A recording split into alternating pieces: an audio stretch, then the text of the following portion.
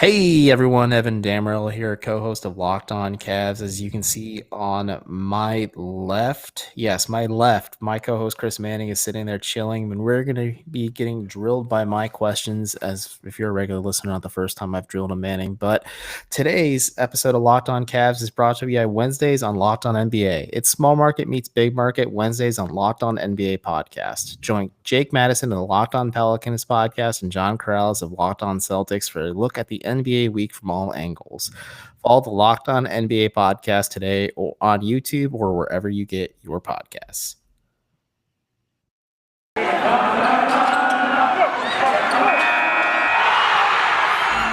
You are Locked On Cavs, your daily Cleveland Cavaliers podcast. Part of the Locked On Podcast Network, your team every day.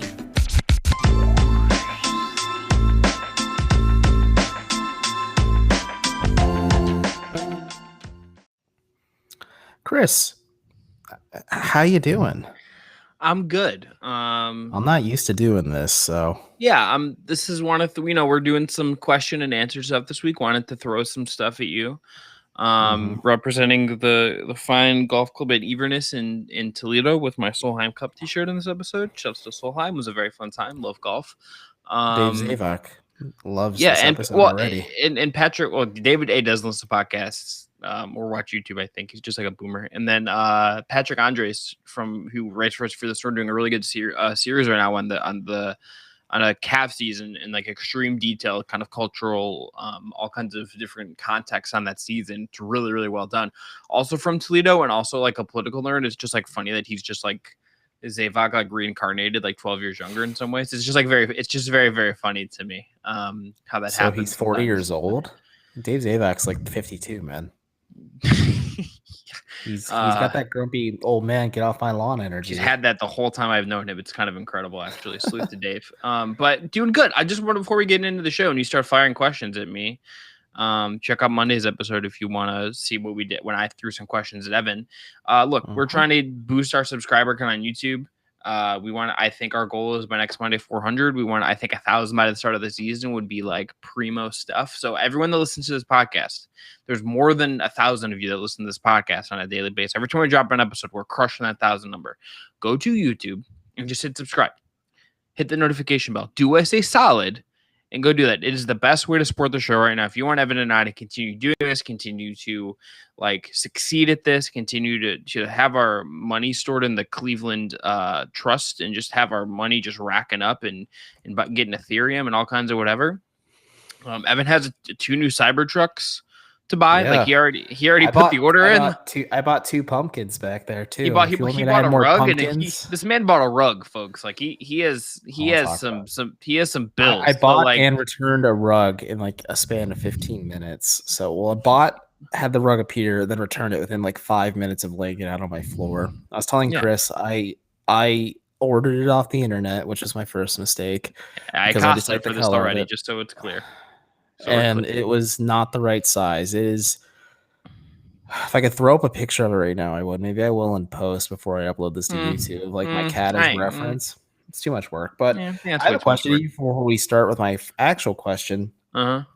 Holiday decorations. When do you consider it too early? Because I already got Halloween stuff up in my place. Do you think it's too early for it? No, and we have some fall stuff around here. But my answer is I defer to the real leader of my household, Leah Nicole Manning. That's fair. Happy wife, happy life. But Chris, that's exactly right there. She has the stuff, and when she needs to be like change out the flags outside, stick something in the ground, pick something up and move it, I will do it. But she's the decorating queen, and I'm just here to serve. You're just a hired help that you happen to be married to her. Not even hired, just help. Indentured servant, maybe. I don't know, but. Yeah, I'm actually a little hurt Leanne never responded to my DM because I don't know if that's your guys' niece or something, but she's like, I can't believe this person's 3 years old. Yeah, that's our niece. That is not our that is not our No, I know you guys don't have a kid. Yeah. No, I just didn't know it was that or like it was like a friend's kid or something. No, that is our wonderful niece. Yeah, she's like, I can't believe she's 3 years old. And I'm like, well, she's been alive for 365 times 3 days. So there's your answer. Just left me on red on that one. I'm just like, man, if Chris did this to me, I would be hurt so bad. Leanne, good job leaving Evan on red. It was funny. Continue. But let's get things started here. We kind of talked about this on Monday's episode, so if you haven't checked that out, go check that out now so you know what question is coming first. But Chris, I have to ask you this. There's some obvious answers, maybe there's some not so obvious answers, but my questions are going to kind of be based on the Cavs offseason and mostly who benefits from who. And let's start with Lauri Markkanen. Chris, in your opinion, who do you think on the Cavs roster benefits most from the Markkanen addition? I think there's a couple of different ways you could look at this. I tend to explore them. Well, so I think I think the obvious answer is just clearly Isaac Okoro, because look, Isaac has the big hole in his offensive game in terms of his maximum sort of utility is his shot. Like if his shot never manifests to like league average 3-point shooting, like his ceiling is extremely capped. There's just no kind of way around that, the way the league kind of works. So like if you have a 4 who he can play with a lot, who can shoot and eat up some of that responsibility, allowing him to cut, giving him some more time to work on his shot and develop it in terms of catch and shoot, pull up, whatever, in terms of him, attacking closeouts when teams rotate and he gets a chance to attack the weak side of a defense after maybe Markkanen pass up a 3, and like availability is going to be king here. Like, I don't think we have the same level of injury concerns with Markkanen that we would with like a Kevin Love. Assuming Kevin Love even plays a minute for this team this year, and we have no idea. Like media day is less than a week away, and we're just sort of like I don't know. He's like in New York, most everyone else is in Cleveland. For what it's worth, a Cavs photographer liked my tweet when I pointed out that in all the promotional images and videos they posted this summer, Kevin Love has not appeared in a single one. Is what it is. Who knows? Who knows? Maybe, I'm reading into the tea leaves here, folks. I think the answer is just Okoro, because I think like this team needs shooting, and he's a guy that will benefit from just playing with a shooter. But it's also dependent on like, are you going to pay? Like we just don't really know what the lineups look like. So my answer, like theoretically to this, could change a lot depending on like what kind of lineups we actually see. Like it's possible that like they're just not featured on a lot of the same lineups, which to me feels like a mistake. But I could see how like everything gets structured that way, and you don't end up doing it. And he plays more with like he comes back when like Dean Wade's on the floor and he plays with Wade instead, or something akin to that. So I think you have a really good point with Okoro, and I think the same argument can be made for Lamar Stevens. Carter Rodriguez made this argument, and I'll still say it's really smart that it makes sense in a vacuum why you add Markkanen to the fold here. Okay, but here's the thing though. I think when we answer these questions, it has to be guys that we're like sure are like top 8 rotation guys. I like Lamar. He's like, fair. but he's like a 10th guy. Like if your impact of like the guy you're spending all this money on is like it's gonna hit. That's what I'm getting to. Is I'm just yelling at Carter. It benefits Mobley. It benefits Allen. It benefits a lot of the players on the Cavs roster that either are not shooters or players that are just kind of not really shooters yet. If you look at like Okoro and Mobley in that vein. But I'm going to go a little outside the box here, and I'm going to say Darius Garland and Colin Sexton. I want those two together. Those two both, like, I've been grinding a lot of Cavs tape lately to kind of prep me for this season, as transitioning to covering this team completely full time. And I've just noticed the Cavs offense breaks down a lot after their one play, and that's just kind of how it's always been. And if you have a player that has secondary action, no secondary action, so boring whatsoever. And so one note, it's really bad. It's really, really bad. Oh, it's really, really bad. And this is going to piggyback off my next segment's answer too, but Markkanen possesses, at least you have to respect the fact that he is a good 3-point shooter. He possesses some form of gravity in that regard.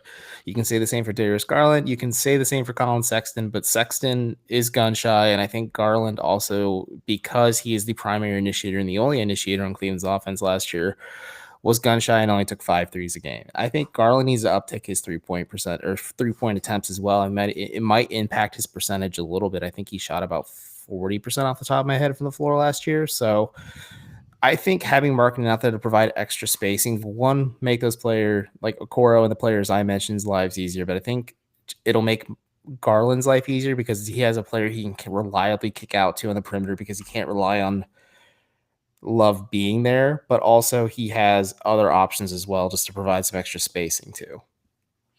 Yeah, I think for me, if the answer wasn't Okoro, it would be Sexton and Garland as a duo, because like I think when you're thinking about like just making things easier for your young guards and kind of establishing some positive habits for them, like they really haven't had like a chance to run a lot of like just kind of basic pick and pop. Like when Kevin's played, like you can see the impact that has, but Kevin's barely played, and they really haven't had like that. Like Dean Wayne has been that in spurts, but it's just like Markkanen, I think, has a little more of a presence, just kind of being a pedigree. Maybe that's unfair to Dean in some ways, and it probably is, but like I think like Markkanen, if you can kind of get good minutes at a Markkanen as a pick and pop guy, that will really help. I mean, one of the things that I think back to is like, I think, Kyrie was incredible regardless, but like I think he really benefited from the little bit of time he spent with Spencer Hawes, at least from a basketball sense, because like Hawes came in and was immediately like the best pick and roll and pick and pop big man that Kyrie played with his until LeBron came back and everything, right? The Anderson Varejao Kyrie Irving pick and pop is lethal until Varejao. Yeah, but like Hawes could like 17 Anderson Varejao, all-star Anderson Varejao. Okay, but like Hawes would like stretch the floor back out. Oh, absolutely. and Andy was would weird, just, but it worked. Like at the time, it felt so foreign for the Cavs to have that. Well, but that's my point. It's like we're expanding the court and expanding your offense. Whereas like with Andy, God bless him, it was like pop to the elbow and take like a very flat-footed like 16-foot jumper. Like there was, and he didn't have like the verticality finish like Allen does. So like Markkanen, I don't think has that like lob threat sort of vertical spacing kind of element to him that I think kind of if you're gonna merge it perfectly. But I think it's like a pick and pop and like spacing guy that they feel comfortable kind of passing to. I think that's good. So I think that is the number 2 answer. I think Okoro just gets some cover in a way. And again, I'm just perpetually fascinated by Okoro. And again, like this really could depend on sort of like what Markkanen's role is. Like, is he going to start the year? Is he going to come off the bench? Like what his role sort of is. Like in some ways, like, if it could be Rubio in terms of like just giving Rubio like someone to kind of run some 2-man game chemistry with if they end up being like the lead on bench units or something. Like who really knows you? But Evan, if people want to like get their TV together and like have that ready before the season starts, I think they should check out our friends at DirecTV Stream. Look, like, does this sound familiar? You've got one device that lets you catch all the games live. Another lets you stream your favorite TV shows.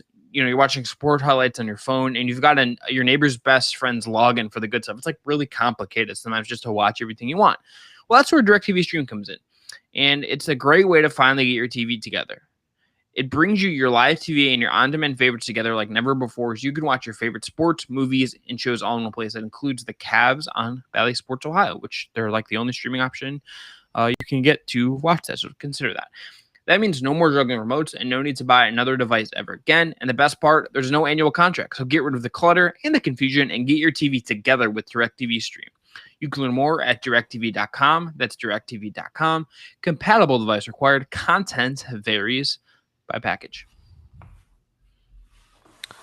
This episode of Locked On Cavs is also brought to you by Sleeper. In 2018, the fantasy sports experts at Sleeper realized that fantasy basketball was broken.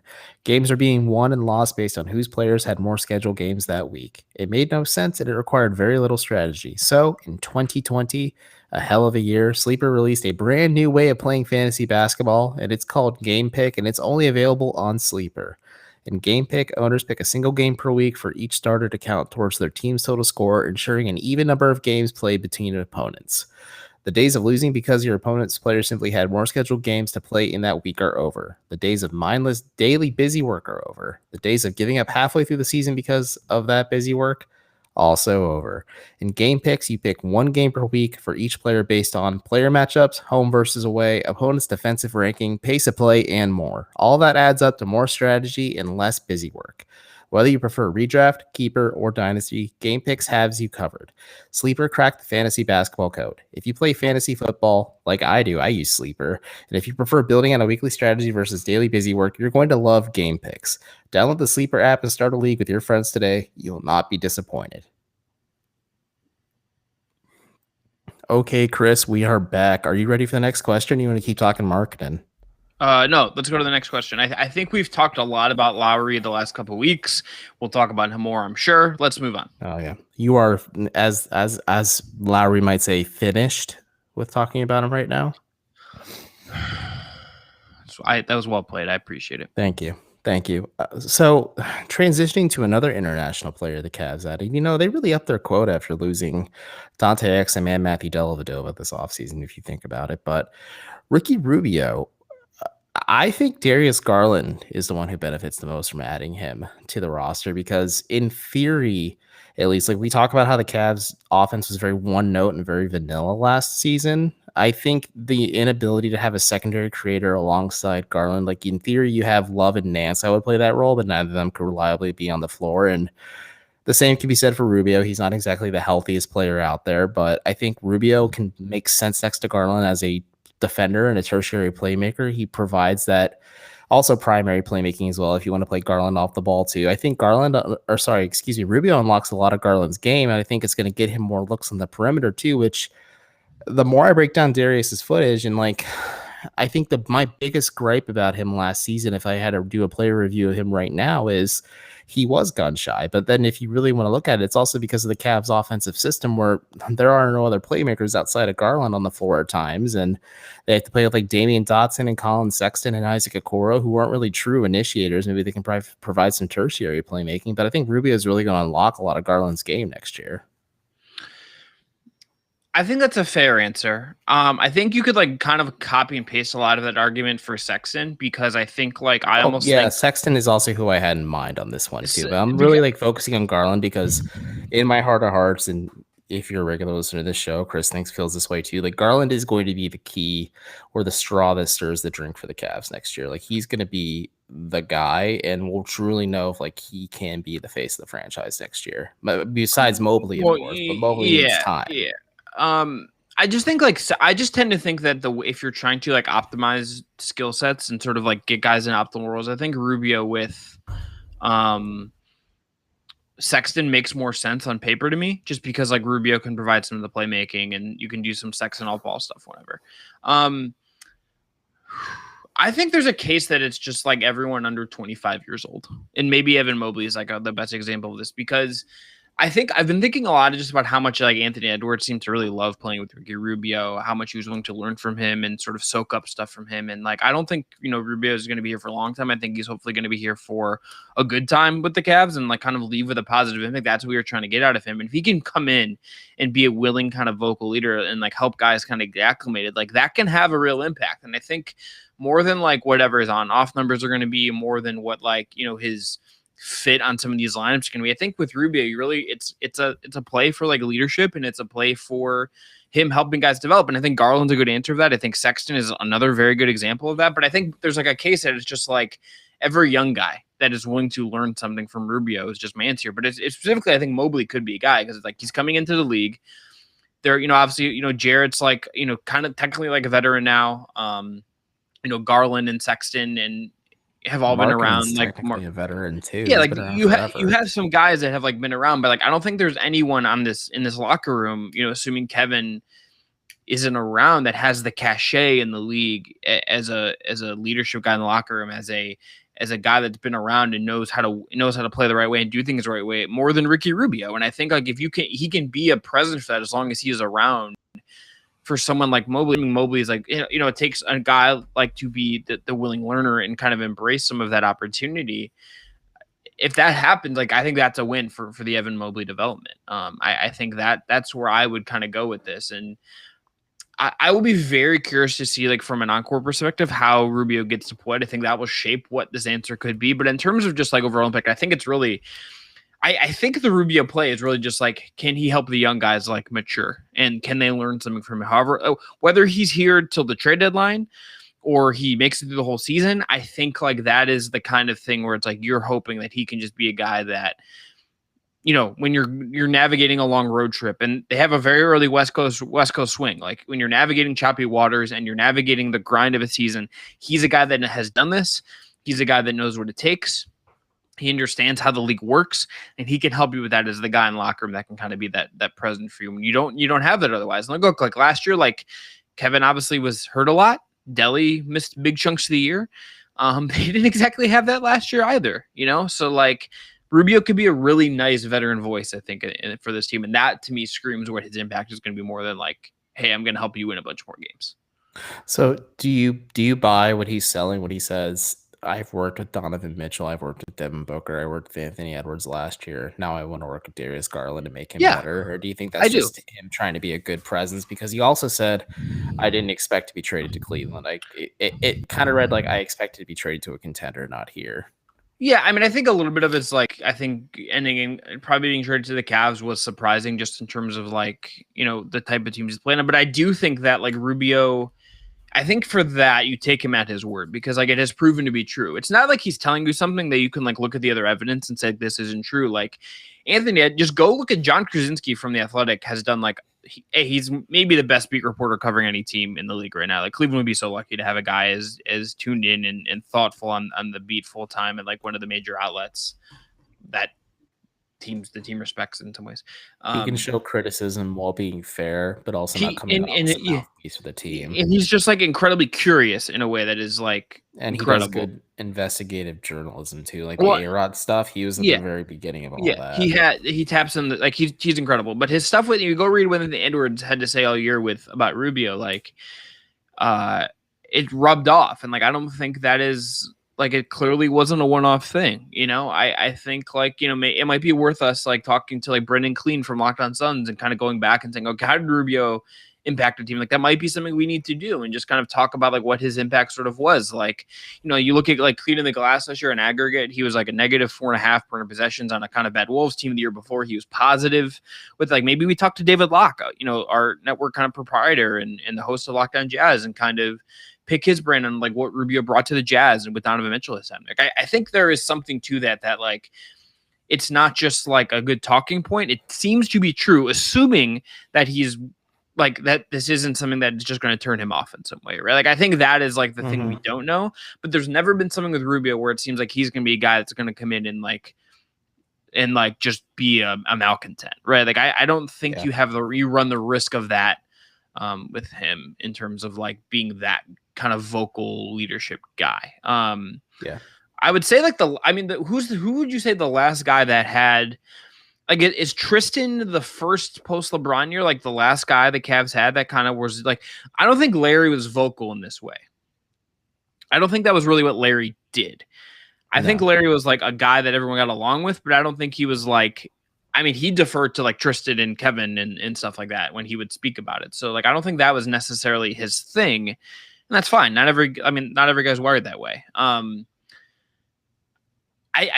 Tristan might be the last guy that was playing regularly that was that guy. Like when he or and like Colin Sexton said no thanks to George Hill mentoring him. Well, yeah, and I think George was like, "Get me out of here." At the beginning of that year, too. Like I think that was just like there was a lot going on. He was having like PTSD to Sacramento, and he's like, "Get me out of here." Yeah, like there was a lot going on there. So like I think Tristan might be the last guy the Cavs have had that was like, playing regularly and is with the team on road trips. Because remember, like if guys are hurt, like they're not traveling. They don't usually travel. Yeah, like Kevin play on the road trip. Yeah, or like there's certain pregame, like other stuff they want them to do or whatever. Like, but like they don't travel. Rubio, like assuming health, is like will be with the team, and like I think Tristan might have been the last guy that sort of filled this kind of role. And maybe that's something. I think I'm creating questions for myself to ask him media day. I've worded them creatively to not like because I'm not trying to insult like Kevin or Deli or Larry. What I'm trying to ask is sort of like, is this a guy that you can like depend on in a way that maybe you haven't had in some time? Like, is this like a veteran guy, like, or am I overstating this? But I think there is something there to him just being like a good quote unquote like culture locker room guy, and it's proven out where he's been. And I think the body of work kind of speaks for itself. But Evan, I'm gonna do a great segue here. This is gonna be good. You know what else has a great track record? If you're an audio listener, Chris just pumped himself up for this segue. Oh, yeah, I did. I was very close to just like smacking myself on the cheeks to get myself amped up there. But our friends at Built Bar have a great track record because they have the best tasting protein bar on the market. Great flavors like coconut, cherry, and barcia. Speaking of track record, they're the official protein bar of the U.S. track and field team. Stealing your thunder. Wow. Evan, they also sent us, I hope you got this, and spoiler it if not. Dough? Oh, yeah, they sent us like a surprise 6-pack of the cookie dough in the mail. Made my day. My heart sang because I was just like, I'm just like, what flavor is it this time? And I opened it. I'm like, no freaking way. Well, and they're they're teasing on the gram that they're going to bring it back full time, which makes me excited. So look, other great flavors: cookies and cream, mixed box that you can get 2 of each of the 9 flavors. And look, 17 to 18 grams of protein, calories ranging from 130 to 180, 4 to 5 grams of sugar, 4 to 5 grams of net carbs. Just order today. Get that mint brownie, that coconut, that strawberry, whatever it is that you like. Strawberry and orange are going away, so get those before they're gone. And like Evan said, Built Bar is the official protein bar of the United States track and field team. So go to Built.com, promo code LOCKED15. You'll get 15% off your order. That's promo code LOCKED15 for 15% off at Built.com. Today's episode of Locked On Cavs is also brought to you by BetOnline. We're back and better than ever. All eyes are on the gridiron as teams are back at the start of another football season. As always, BetOnline is your number one spot for all the pro and college football action this season. With a new updated site and interface, even more odds, props, and contests, betonline.ag continues to be the number one source for everything football. Head to their website or use your mobile device to sign up today to receive a 100% welcome bonus. That's double your initial deposit just for signing up. Do not forget to use the promo code NFL100. From football, basketball, or boxing, right to your favorite Vegas casino games, do not wait to take advantage of all the amazing offers available for the 2021 season. BetOnline, the fastest and easiest way to bet on all your favorite sports. BetOnline, your online sportsbook experts, and also don't forget to use promo code LOCKEDON when signing up. Okay, Christopher, we are back. You're sitting there vibing. I have a question for you before I leap to my last question here. Mm-hmm. Do you think the Rubio Love vibes benefit, or do you think the social media silencing of Kevin Love is never going to let those take flight? I have no idea what's going on with Kev, so like I don't think I can answer that question. Because I look at this, it's like a really easy marketing opportunity to say like, oh, these two used to play together and maybe they hate each other deep down, but like Rubio made it seem like there's still a bromance between those two, so who knows?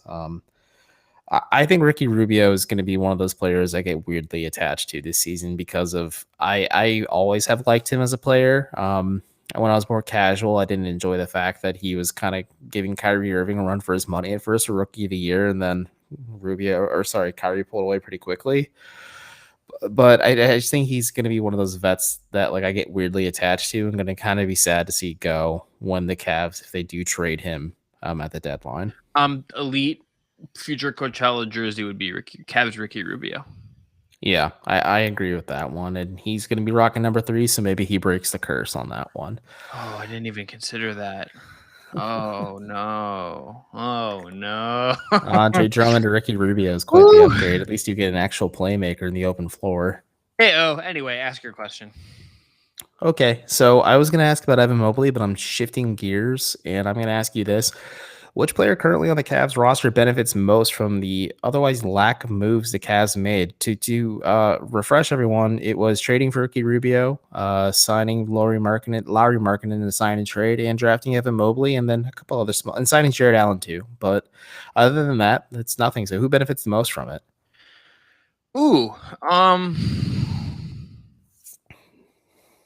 I have a controversial answer if you want to think about it. Yeah, I don't know if I have. I want to say it's Okoro because like the move you would have made is like get like a clear starting caliber like small forward, and like you couldn't do that. So like Okoro gets a chance to just kind of make this like his position clearly. So like that is my gut instinct. But what's your take? I think it's Colin Sexton because he's in a contract year.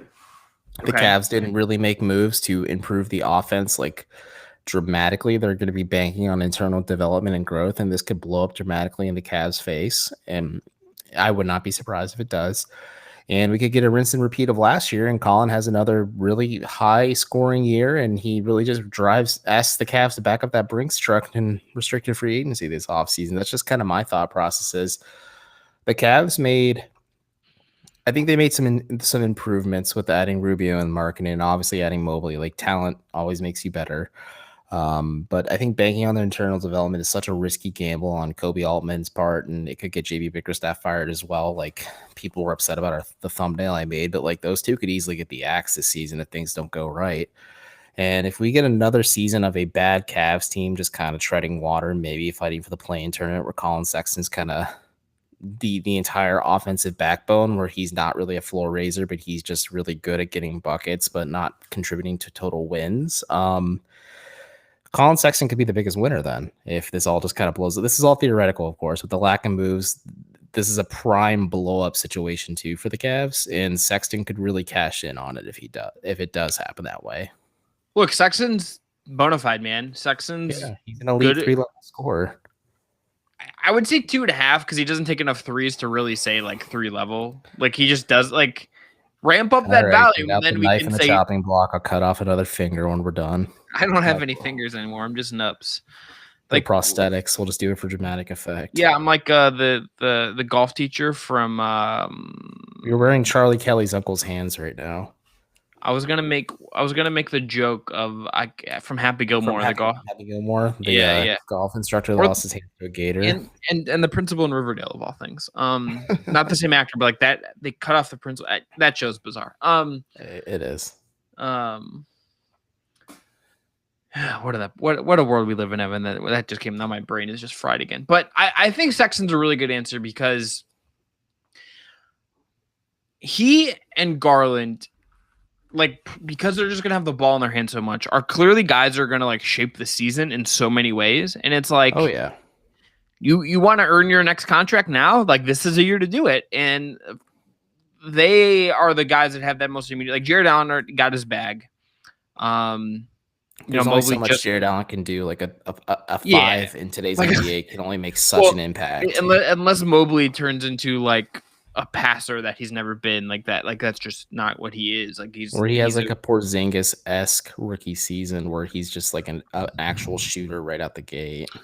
Yeah, I mean, even then, I don't even know. But it's like I think you just look at like the guys are gonna have the ball in their hands the most and get a chance to shape the success of the team in some way. It's those two guys, and I think Sexton just is a guy that has the most pressing like contract situation. Like because like, in theory, Garland could have a really good year, and like him and his camp could decide like, hey, we're gonna run this out. We're gonna bet on ourselves a little bit and not agree to something when immediately when we become extension eligible.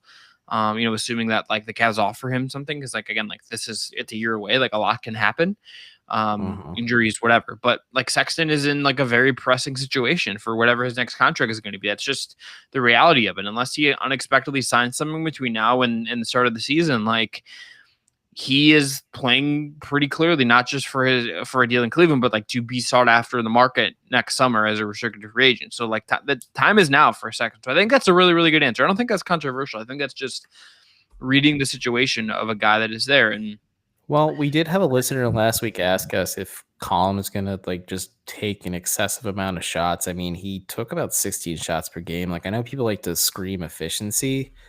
But at times Colin was a volume scorer, so he could become more of a volume scorer. But I also just don't see him being like completely detrimental to the team. But if he takes more threes, like I'm just like, okay, pay the kid like not what he wants, but pay him maybe a little bit more than what you're willing to offer him. Because if he completely reshapes his offensive game to take that next step, because I don't think defense is coming. I think basic reads are an addition to his game, and I think Mobley and having more comfort or familiarity with Allen will make that a little bit better. But if Sexton just revamps his shot profile to take more threes, and again, I don't know why people think me saying he should emulate some of what Gary Trent Jr. does is a bad thing, but whatever. But if Sexton took as many threes as that in a game, I think I'd be a lot more comfortable because I think Colin would make a lot more of them than GTJ as well. Here's just a stat that I've been sitting on for a while to throw out there. So Evan, here I'm looking at this is about usage rates of the Cleveland Cavaliers from last year. Okay, here's the top 10. Okay, I'm gonna read this back to you. This is gonna melt your brain a little bit for 2020, 2021. My eyes are shut, so my brain's ready to be melted. All right, number 1, Andre Drummond, 31.3% usage rate. Number 2 is Colin Sexton at 29.7. Yogi Ferrell, who played 40 minutes for the Cavs, was 3rd. Varejao 4th. Garland is 5th at 24.9. So like a decent gap between him and Sexton. JaVale was 6th. Jeremiah Martin played experience in 9 games with the team, and I forgot played for the team. 23.9%. Kevin Love, who played 25 games, came in at 8th. Quinn Cook was 9th, and Cedi Osman was 10th. So what does that tell you? Basically, there's 2 guys of that top 10 that are back that you would assume are going to have a major role in this team. and it's the two guys that we've just been talking about. And then you go down the list, it's like How big's Torian the Prince. gap? How big's the gap between Garland and Sexton again? Garland, like percentage wise, like can you Garland give me a number? it's like it's a roughly 5%. No, that's not ideal. No, I mean, But it's not ideal or suboptimal. I think it just is what it is when you had the situation you had last year and they whatever. But like you go down the rest of like Jared Allen was 15th, Lamar Stevens was 16th, Jeff Nomina's favorite player, Broderick Thomas, was 17th, Dylan Windler was 18th, Isaac Okoro was 20th, like Larry Nance Jr. was 21st. Okay, like you have two guys that clearly are going to have the biggest usage rates on the team again, and they're coming back, and they're both playing for money. Like I think what you said with Sexton, I think is just correct. I think I changed my answer. I think the answer is clearly Colin Sexton because he just has a chance to like earn the bag right now in a way that like that if there's never been a time for Colin to like secure the bag fully, it's this year. Full stop. Yeah, full stop. He could make a lot of money, and he could take that money and use our friends at BetOnline to make even more money. This roster is just very weird. I just want to emphasize this. Poorly constructed. Like my other takeaway from that usage rate list is just the Cavs really did get slapped by injuries last year because like I forgot Yogi Ferrell played for the Cavs for a hot second. Yeah. I forgot Quinn Cook played meaningful minutes for the Cavs for a hot second. Well, Quinn Cook now getting is like running Instagram ads for like Walmart fashion. So like salute to Quinn Cook for getting that bag on his gram for Walmart fashion. Does Walmart have drip? I'm a Target fashion guy. Yeah, I'm a Target guy too. Salute yeah, to Target. good fellow in company faux life. I might be rocking out on media day if I'm there in person on Monday next week. Who knows? Who knows? But other than than that, man, I think it's Sexton. Garland's a good point too. Like one of those two, but more so Sexton because like Garland could afford another year possibly to wait this out, and also Rich Paul could just make things really uncomfy too. And then the Cavs' hand could be forced in that situation with Darius. Sexton's money situation is just more pressing. And also just like again, this usage rate. It just says so much about like what the Cavs offense and roster was last year, where it's like when JaVale McGee, who played 33 games for the team and only was playing under 20 minutes a game, is racking up a usage rate that high and is just like doing whatever he wants, even if he was helping in some ways. Like that is just like a sign that everything is a little bit busted. And again, like leaning on Andre Drummond that much is just like a crazy choice. So like go watch that Wolves game on the road where Andre Drummond. I mean, don't watch it. Yeah, don't watch it. Just go look at the Men in shot Black chart yourself, so you erase it from your memory. Then go watch it again. No, actually, just Men in Black it, and then go watch Locked On Cavs again, and then just rinse, repeat, and then that's how we cook the books. Or like use the money if you've invented the Men in Black technology, just like sell it for lots of money and like never think about Twitter or the NBA ever again, and just go live on an island somewhere. But Evan, get us out of here. We've been running long. This is a fun pod. Yeah. We'll be back live on Wednesday. I think Wednesday or Thursday. We'll figure it out though. Yeah, we'll tweet it out. Evan will tweet it out on our social, and we'll plug it. You'll know that it's coming. Using that thing, so I'm just used to the podcast account being banned and me just tweeting it out. I literally schedule them like the night after we do these videos and just go to bed and not think about it. That's my B. But thank you again, everyone, for tuning in. As Chris said, our goal is to hit 400 subs by media day next week. If so, maybe we'll try and figure out to do something special during it. It's going to be a bit of a cluster F. It's going to be going from like noon to 6. Chris is not waving the Confederate flag. He's waving the flag of his dad's home country / the Nazi flag. I thought it was that at first too. I'm just like, no. You're gonna get us. Well, we'll do better in YouTube based on that, unfortunately. But yeah, get us out of here before I get us in trouble. Paul Joseph Watson stands are going to be flying in, and I don't mean the basketball player. But as always, please subscribe to us. If you're listening to us on audio, give us a 5-star review on Apple Podcasts. We'll do a better job of shouting those out as the season gets underway. Another thing, Evan just dropping the ball on left and right. Can't buy a rug, can't read reviews, cannot edit a podcast episode properly. Thank you again for listening to Locked On Cavs, and until next time, go Cavs.